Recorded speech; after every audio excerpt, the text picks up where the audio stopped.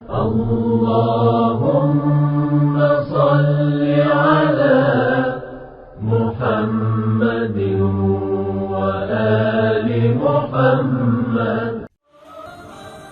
کتاب پڑھنے کا اتفاق ہوا. کتاب کا نام تھا معجزات قادریہ. کتاب کا نام معجزات قادریہ، جس میں ایک معجزہ تھا کہ پیران پیر غوث اعظم، خاموش کیوں ہو گئے آپ لوگ، دستگیر کیسے بنے. اس میں ایک معجزہ تھا معجزات قادریہ میں. مصنف نے لکھا کہ جب نبی معراج پہ جانا چاہتے تھے، آسمان سے براق آیا، اور جیسے ہی نبی کے قریب آیا تو براق مضطرب تھا، ادھر سے ادھر. اب جانوروں کی کیفیت ہوتی ہے، کبھی ادھر جا رہا ہے کبھی ادھر جا رہا ہے. کتاب میں لکھا ہوا، میں اپنی طرف سے نہیں پڑھ رہا ہوں.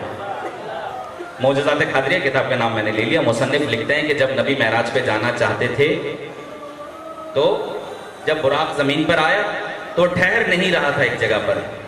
اچانک پیران پیر ظاہر ہوئے.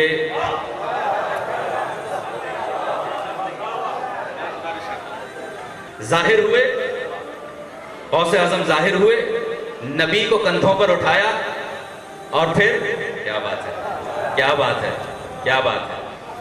نبی کو کندھوں پر اٹھایا اور براق پر سوار کیا.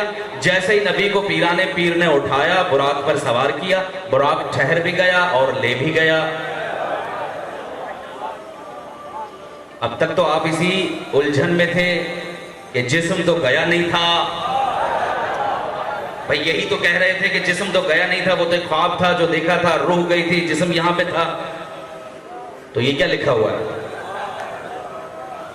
تھک گئے آپ لوگ؟ یہ کیا لکھا ہوا ہے؟ کہا پیران پیر نے اٹھایا، کندھے پہ بٹھایا، اور پھر جیسے ہی بٹھایا نبی کو، نبی سوار ہوئے، براق نے اٹھا کے معراج کروا دیا. یہی ہے.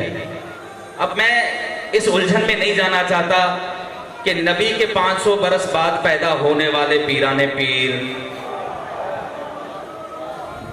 نہیں پہنچا پایا.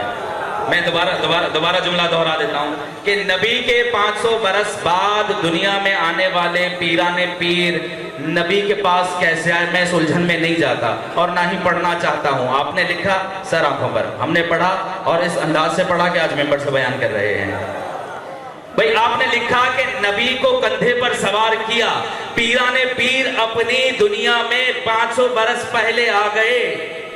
دنیا میں آنے سے 500 برس پہلے پیران پیر آئے، نبی کو براق پہ سوار کیا، اسی لیے دستگیر بنے، پیران پیر بنے، غوث اعظم بنے، عالی شان بنے. اب میں پیچھے والوں سے خطاب کر رہا ہوں کہ اتنے القاب مل گئے کیونکہ نبی کو کندھے پہ اٹھایا تھا. ارے نبی کو